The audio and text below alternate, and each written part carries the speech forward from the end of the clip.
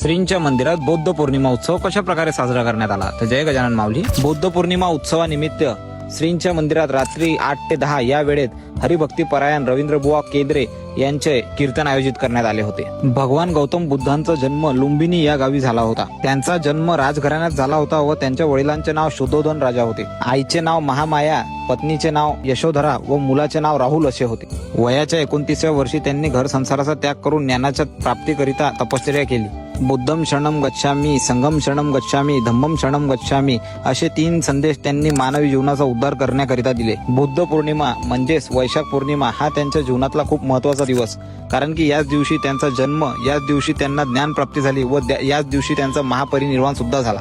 भगवान बुद्धांच्या प्रज्ञाशील करुणा या 3 तत्वांचा अंगीकार करून त्याची अंमलबजावणी दैनंदिन जीवनात केल्याने खऱ्या अर्थाने सुखाचा शोध लागण्याकडे वाटचाल सुरू होते।